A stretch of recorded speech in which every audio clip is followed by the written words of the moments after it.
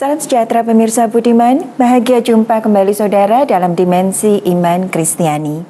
Acara yang kami kemas khusus bagi saudara, guna gali pertanyaan, cari jawaban dan bangun pemahaman perihal berbagai fenomena dalam keseharian kehidupan kekristenan kita. Saudara, beberapa waktu yang lalu banyak dari kita tersentuh ketika berturut-turut, entah kebetulan entah tidak, membaca berita yang sama berulang kali. Beberapa ibu membunuh anak-anak mereka sebelum kemudian mereka membunuh diri mereka sendiri. Dan hampir sama, semuanya meninggalkan pesan yang bernada sama. Jika surga atau neraka itu ada, biarlah saya yang masuk neraka dan biarlah anak-anak saya karena saya bunuh masuk ke dalam surga. Agaknya bagi sang ibu, kematian adalah keuntungan bagi anak-anaknya. Saudara, sukacitakah kematian, dukacitakah kematian? Kita akan angkat topik ini jadi pokok bahasan dalam bincang-bincang kita di Dimensi Iman Kristiani hari ini. Dan untuk itu sudah hadir bersama kita kedua narasumber kita, Henry dan Iva. Shalom Henry. Shalom Anis. Shalom Iva. Shalom Bu Anis. Saudara, tentu saja hadir bersama kita, Pendeta Bigman Sirait. Shalom Pak Bigman. Shalom Anis, salam saudara yang kekasih. Selalu senang bertemu dengan saudara. Dan kali ini kita akan membicarakan sesuatu yang selalu bersifat paradoks dalam hidup iman percaya. Apakah betul ada sukacita pada kematian? Karena ada pameo di Amerika. Hanya dua hal yang paling ditakuti di tingkat teratas, yaitu apa? Pajak dan kematian. Tetapi kalau kita bicara kematian sukacita, tentu tidak untuk ditakuti, malah dinantikan. Apakah begitu? Tidak mudah untuk menyimpulkan, tapi biar kita terus lanjutkan dalam sebuah diskusi perbincangan kita di dimensi iman Kristiani. Namun sebelumnya kita akan berdoa, kita minta Henry untuk pimpin dalam doa. Ya Allah Bapa kami yang bertata di dalam surga, sekali lagi kami mengucapkan terima kasih kehadapan-Mu Tuhan untuk waktu yang Kau berikan kepada kami di mana kami boleh berbincang-bincang. Biar kiranya Tuhan yang pimpin acara kami ini sehingga acara ini dapat memberikan berkat, dapat memberikan pencerahan bagi para pemirsa yang akan mendengarkannya. Terima kasih Tuhan, di dalam nama Tuhan Yesus kami telah berdoa dan mengucap syukur. Amin. Amin. Amin. Saudaraku yang kekasih, di dalam Filipi pasal yang pertama ayat 20 sampai 22. Filipi 1, 20 sampai 22, demikian firman Tuhan. Sebab semata yang kurindukan dan kuharapkan ialah bahwa aku dalam segala hal tidak akan beroleh malu, melainkan seperti sedia kala, demikian pun sekarang Kristus dengan nyata dimuliakan dalam tubuhku, baik oleh hidupku maupun oleh matiku. Karena bagiku hidup adalah Kristus dan mati adalah keuntungan. Tetapi jika aku harus hidup di dunia ini, itu berarti bagiku bekerja, memberi upah, memberi buah. Jadi mana yang harus kupilih? Aku tidak tahu. Saudara, Paulus mengalami dilema yang sangat sulit. Sampai memilih hidup dan mati dia tidak tahu. Bagi kita pasti lucu sekali, karena memilih hidup dan mati adalah pilihan yang paling gampang. Sudah pasti kita pilih hidup. Itu sebab kalau sakit kita berobat. Kalau perlu ke ujung langit manapun, berapa duit pun, kalau penyakit bisa disembuhkan, pasti kita kejar. Dan itu usaha kita juga buat orang yang kita cintai. Lagi-lagi keanehan cara berpikir Paulus yang tak lazim ini menjadi pertanyaan, bukan? Ironisnya, pertanyaan yang sama tidak hanya diajukan oleh orang yang membaca yang bukan Kristen, tapi orang Kristen pun akan sama. Itu sebab kita berdoa, beri kami umur panjang. Itu sebab kita tidak pernah berdoa, panggil kami ya Tuhan, kecuali kalau kita sedang mengalami frustrasi yang berat, kejengkelan, kemarahan, gagal hidup. Kita mungkin pengen diambil oleh Tuhan. Oleh karena itulah saudaraku yang kekasih, di dalam perenungan kita akan kebenaran, di dalam usaha kita memahami apa yang menjadi kehendak Tuhan, saya kira menjadi penting untuk kita secara sungguh-sungguh mengerti prinsip dalam apa yang diajarkan oleh Paulus tadi. Bagaimana kerinduan dan apa yang mau dilakukannya dalam hidup ini adalah supaya tidak beroleh rasa malu, baik di hidup maupun mati. Saya kira itu harus menjadi kerinduan yang kita tumbuh kembangkan, supaya hidup kita menjadi saksi, begitu pula mati kita. Maka dia berkata, hidupku Kristus, mati keuntungan. Keuntungan akan didapat jikalau hidup bersama dengan Kristus Tuhan. Seperti apa? Bagaimana? Saya percaya berulang kali pun saya baca ayat ini, tetap akan menyisakan ribuan pertanyaan pada saudara, bukan? Itu sebab kita mengangkat bagaimana menemukan sukacita di dalam kematian. Begitu, Anis. Ya, terima kasih Pak Bigman. Iva, kalau hidup adalah keuntungan, kalau kematian adalah keuntungan. Ini Anis memang selalu mau hidup untung, mati Kristus. Gitu. Hidup untung, mati juga untung. Kalau kematian adalah keuntungan, mudahkah buat seorang Iva untuk memaknai itu? Ya, saya selalu begini, berangan-angan. Saya selalu mengatakan, ketika saya mati, apa yang akan saya jawab kepada Tuhan ketika Tuhan menanyakan itu pada saya, begitu ya? Apa yang sudah kamu kerjakan? Nah, kalau saya melihat begini, ketika kita menghadapi kematian kan, kita mengatakan sebetulnya mau ketemu Tuhan ya harus mati, nggak bisa enggak, gitu ya? Ketika hidup menghasilkan buah, tadi yang Paulus katakan. Tapi saya coba membayangkan begitu, kenapa ketika kita menghadapi kematian, jujur, kalau ditanya orang, apakah Anda takut mati? Hampir semua mengatakan iya. Kenapa? Hanya kalau kita korek kan sebetulnya karena kita merasa belum siap, ya. Lalu yang kedua, kita merasa berat meninggalkan orang-orang yang kita kasihi. Kalau saya jujur, saya selalu begitu. Kalau saya tanya anak saya pun begitu ya, kalau mama mati bagaimana? Jangan ngomong gitu lah, mama enggak aja kalau ngomong gitu ya. Nah, akhirnya saya melihat kalau diri saya sendiri, kalau ditanya apakah kamu takut mati, saya cuma satu, saya sudah berkarya apa buat Tuhan. Itu mungkin yang membuat saya tuh masih merasa bahwa ya ada satu ketakutan ketika saya belum mengerjakan maksimal apa yang Tuhan mau. Sebetulnya itu pandangan saya. Tapi saya percaya ketika kita menghadapi kematian itu, kita justru ketemu Tuhan. Tapi jalan menuju sananya itu loh yang buat saya tuh pergumulan itu yang saya masih rasakan. Ya, artinya ketika hidup adalah Kristus, kemudian mati jadi keuntungan. Itu barangkali yang jadi pertanyaan kita, sudahkah hidup kita adalah Kristus? Kita pikir hidup kita adalah Kristus, tapi belum tentu demikian. Kita akan kembali ke Pak Bigman soal itu biar kita semua punya pemahaman yang sama. Hen, ada terlalu banyak paradoks barangkali ya dalam pernyataan itu bahwa kematian adalah keuntungan. Ya, saya sangat setuju, Anis. Ya, karena kan kita semua belum pernah mati. Jadi ya Alkitab bisa mengatakan kepada kita bahwa sebagai orang percaya kita harus yakin kalau kita mati kita masuk surga. Nah, sedangkan kita sendiri tidak pernah bisa membayangkan surga itu seperti apa sih. Nah, oleh sebab itu sangat wajar kalau seperti tadi juga dikatakan oleh Pak Pendeta, ya lebih baik kita memilih hidup saat ini. Nah, kalau bisa ya dengan apapun harus kita bayar agar kita bisa tetap hidup. Iya, karena buat kita lebih ada kepastian di situ daripada kepastian dalam kematian itu sendiri. Pak Bigman, kalau balik ke apa yang tadi kita jadikan sebagai tema pembukaan, beberapa orang ibu berpola pikir yang persis serupa. Saya pikir kita tidak perlu permasalahkan apakah mereka Kristen atau tidak ya. Artinya itu adalah naluri seorang ibu bahwa anak-anak saya yang masih kecil, yang masih kanak-kanak, mestinya tidak berdosa. Dalam ketidakberdayaan saya menghadapi hidup, saya habisi saja hidup mereka dengan harapan mereka punya kepastian untuk masuk surga. Barangkali itu istilah yang mereka pakai dalam pemikiran mereka. Artinya buat si ibu, tanpa mempermasalahkan apakah hidup anak-anaknya adalah Kristus atau tidak, kematian itu lebih pasti membawa mereka ke surga. Pak Bigman, apa yang salah di sana, Pak Bigman? Matematisnya sederhana sekali ya. Bagaimanapun kita mau mengubah-ubah, coba mengurangi, tidak ada soal Kristus, justru itu persoalannya. Kalau hidup Kristus baru matinya untung. Kalau hidup bukan Kristus matinya rugi, kan gitu kan? Jadi artinya mati rugi atau mati berisiko. Kalau dia berpikir, oke, nggak apa-apalah, aku yang masuk neraka, aku yang nanggung, anakku kan masih tulus. Lalu dia bunuh anak itu. Apa yang dia sedang lakukan? Dia kan sedang menyelesaikan persoalan dia kan? Tidak sedang menyelesaikan persoalan anaknya kan? Yang merasakan itu beban berat kan dia. Membuat dia tidak bisa tertawa. Anaknya masih ketawa tuh main-main. Dengan singkong sepotong gitu kan. Dan yang kedua, dia sudah menghabiskan kehidupan masa depan anak itu. Padahal anak itu kan masih punya 1001 kemungkinan. Mungkin dia nanti yang jadi presiden. Iya kan? Atau menggantikan timnas main bola begitu ya. Mungkin nama dia akan disebut-sebut 1001 kemungkinan di sana. Sehingga sebetulnya pikiran pendek lah yang membuat dia mengambil keputusan seperti itu. Walaupun kedengaran kalimatnya terasa sangat heroik. Ya, ini memang kalau dramatis, nggak apa-apa saya masuk neraka. Asal anak-anak saya masuk surga. Saya tanggung dosa mereka.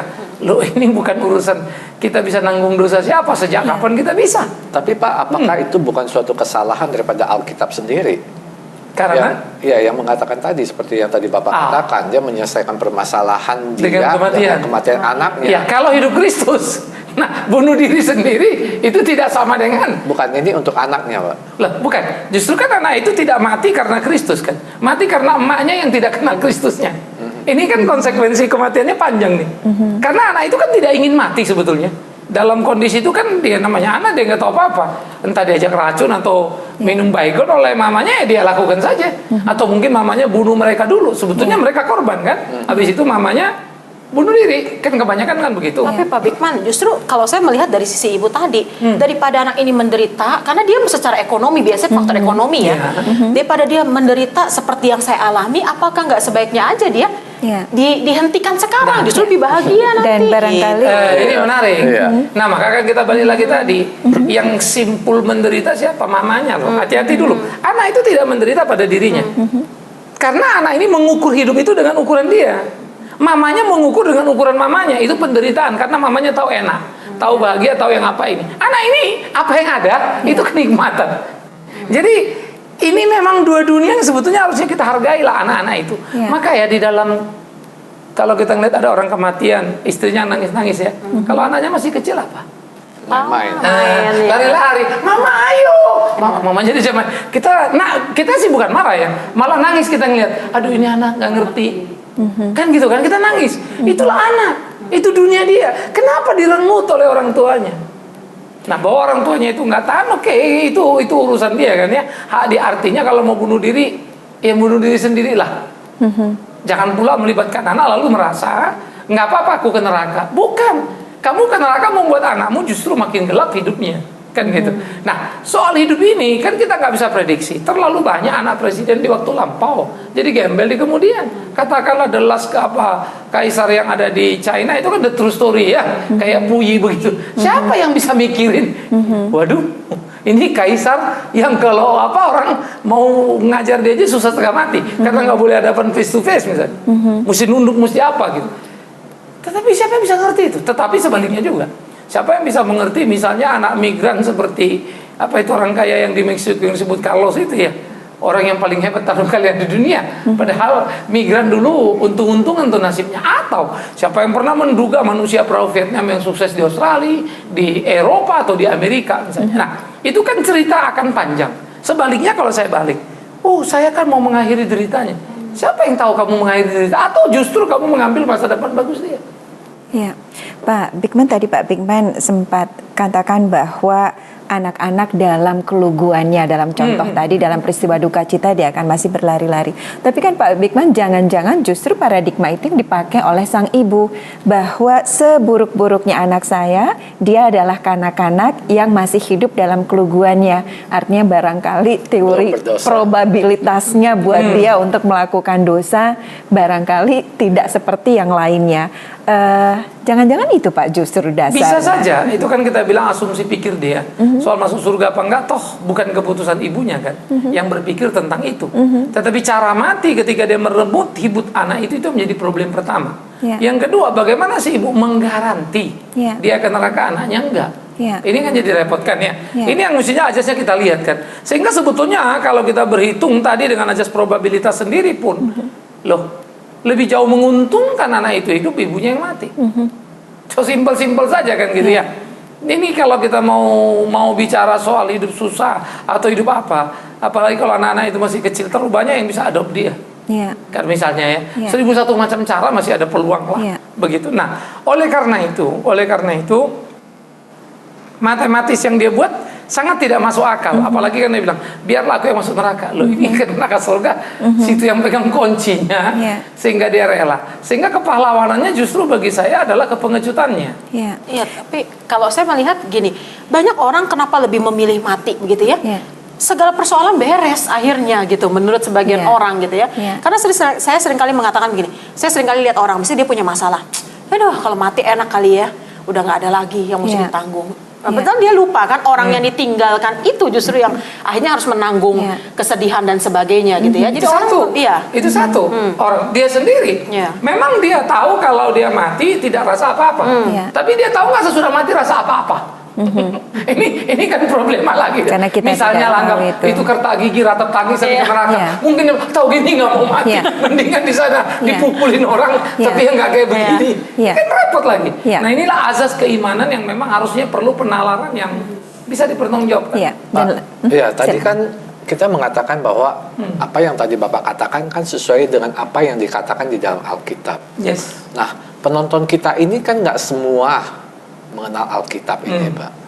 Nah, bagi mereka ya kalau mati nggak ada sesuatu yang untung, Pak.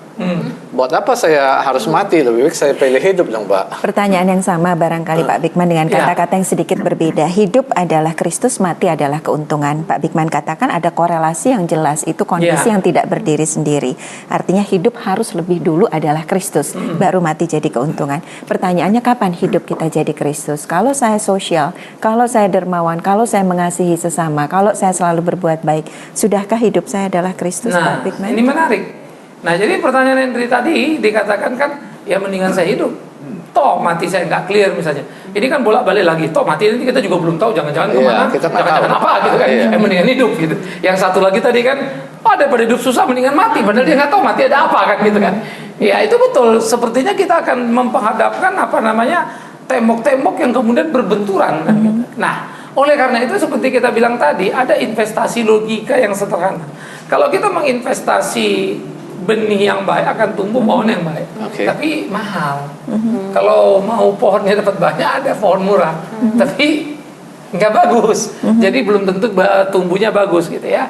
Nah, begitu pula dengan surga yang mahal itu kita mesti investasi dengan mahal. Maka kita sebut dalam kalkulasi iman Kristiani kita, investasi surga hanya dengan kalkulasi pertama darah Kristus itu. Nah, darah Kristus, oke, saya percaya pada Yesus. Yesus tebus dosa saya ke surga dong. Nanti dulu. Pohon dikenal dari buahnya. Maka Alkitab mengajarkan pada kita, seperti Paulus bilang, aku hidup bukan aku lagi, tapi hidup kepada iman anak Allah itu. Lalu Paulus juga bilang, aku lakukan apa yang dia perintahkan. Sehingga kemudian dia hidup terus melakukan apa yang Tuhan perintahkan, yang konklusinya adalah kasihi sesamamu manusia seperti dirimu sendiri. Artinya, dia berbuat baik bukan supaya berharap dapat pahala. Ya. Tapi karena sudah dapat pahala, dia tunjukkanlah kualitas itu. Ya. Sehingga gairahnya jauh lebih kuat. Lalu ada orang bilang, banyak orang Kristen nggak begitu. Itu cuma menunjukkan dia belum Kristen.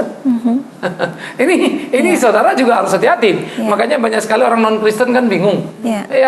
Orang Kristen aja nggak begini. Itu menunjukkan ketidakkonsistenannya di dalam kekristenan. Aspek yang kedua, kemudian bagaimana dia bergairah begitu luar biasa, bekerja sekeras mungkin, berpikir setinggi mungkin, setajam mungkin, tetapi dia melakukan sebanyak mungkin bukan hanya untuk melulu dirinya, dia share bagi orang lain di dalam hidupnya. Orang seperti ini belum mati nih, dunia aja udah jadi surga tuh.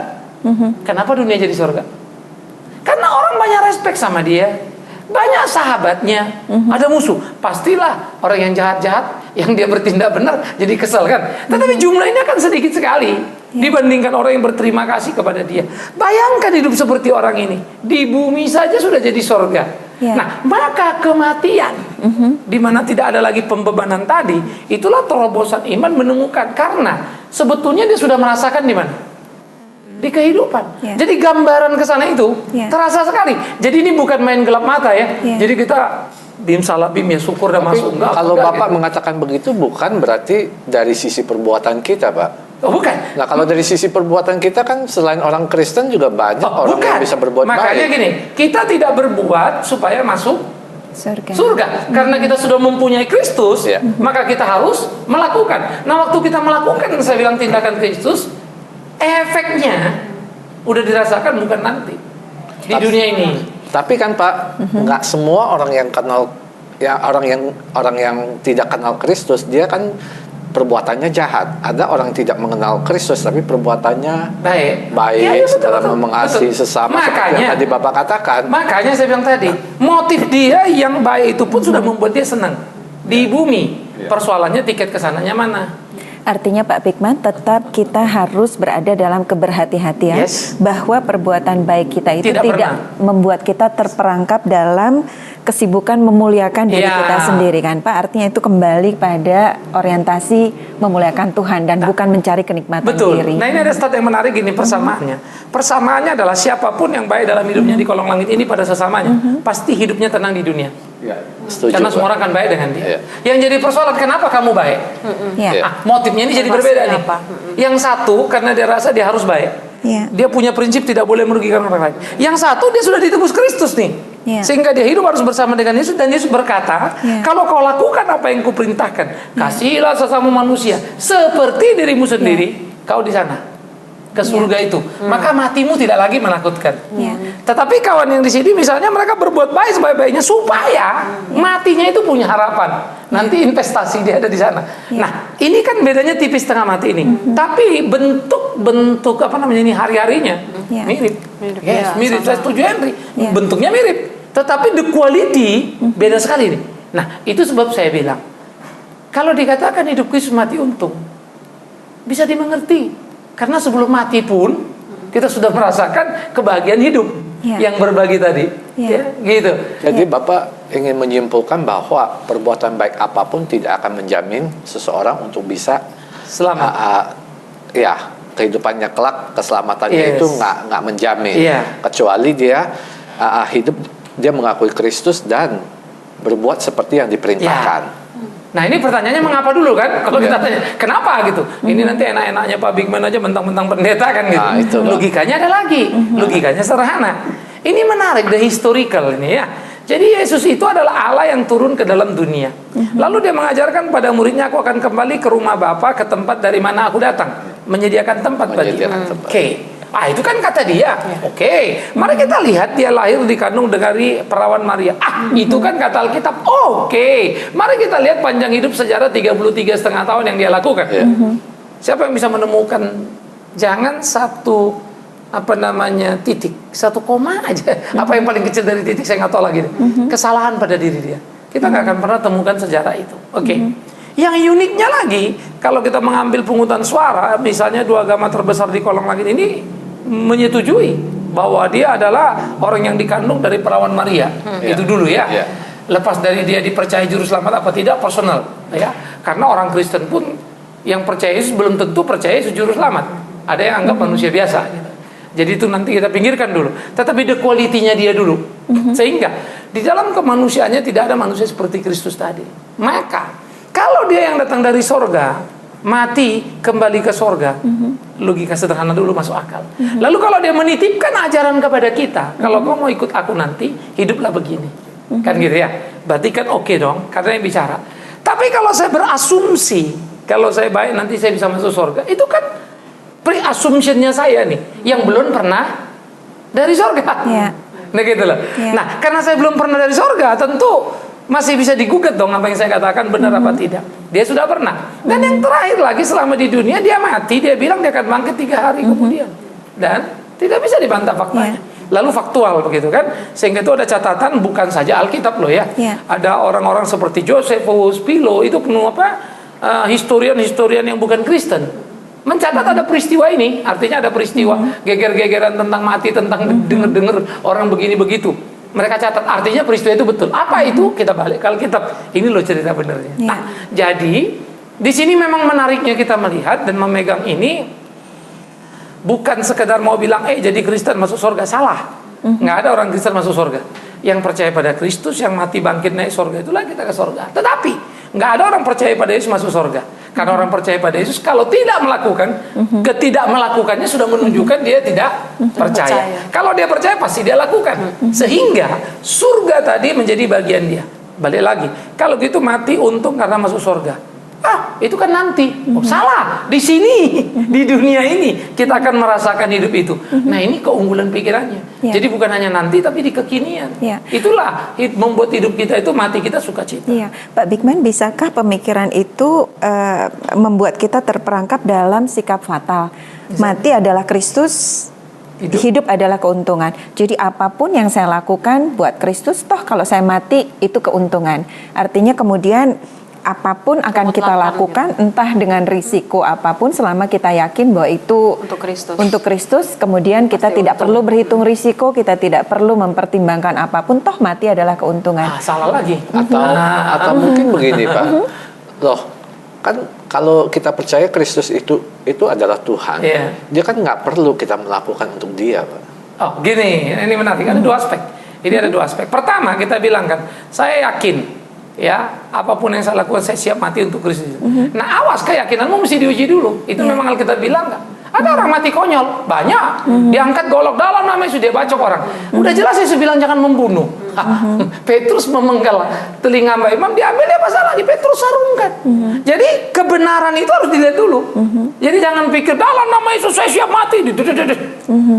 Lalu nggak pernah Yesus ajar begini.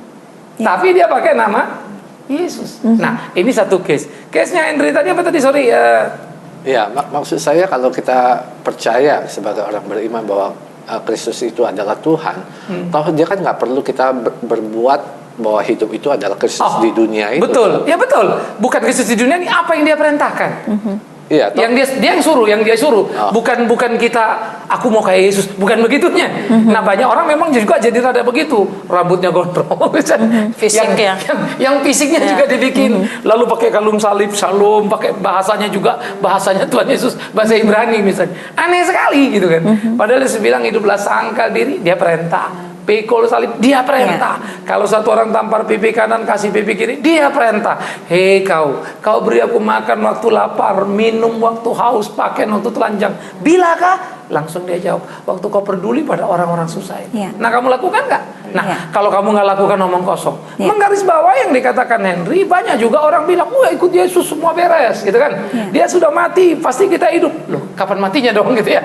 Dia sudah menebus dosa kita, bilurnya tumpah, sakit kita sembuh. Emang kenapa kalau sakit? Lah, kalau Kristus unggul atas segala sesuatu, berarti unggul atas rasa sakit. Kok kamu takut? Kan gitu kan? Kalaupun kamu sakit karena kebenaran, kenapa? Nah, makanya Kristus itulah di atas segala-galanya, mengcover segala-galanya, barulah kematian itu keuntungan. Nah, memang ini bahayanya. Bisa memang apa namanya? Salah paham gitu ya. Karena seperti yang Anda bilang, bisa nanti masuknya orang Kristen akhirnya jadi ekstremis atau fatalistik tadi. Pak Bigman, setengah menit saja untuk pertanyaan terakhir. Kalau kematian adalah keuntungan, lalu adakah ruang buat kita untuk berduka cita dalam kematian? Ada. Karena perasaan yang terbatas. Saya akan menangis kalau orang yang saya cinta mati. Omong kosong kalau enggak. Tetapi dalam batin yang dalam, saya percaya dia ke surga. Tapi sorry loh, itu orang yang saya sayangi. Maka tangisanku adalah tangisan di dunia, di mana aku hidup di sini. Tapi nanti kalau aku mati ketemu dia, di sana ada air mata lagi kan gitu. Jadi menangislah Nis. Ya, untuk kekasihmu yang di rumah. Saudara tetap setia jelang dimensi iman Kristiani berikutnya yang melalui pelayanan media Antioquia Pama kami kemas, kami siapkan khusus bagi saudara dengan harapan senantiasa berkati kita semua. Kita syukuri iman Kristen kita saudara, kita minta Pendeta Bigman Sirait pimpin kita akhiri jumpa kita. Mati, sukacita. Seperti yang sudah kita diskusikan tadi, menarik saudara. Berbagai aspek kita bisa salah langkah, tetapi itulah janji yang paling kuat dari Alkitab. Semoga saudara memiliki. Karena jangan sampai kita menjadi orang Kristen tapi tak mempunyai keteguhan iman seperti itu.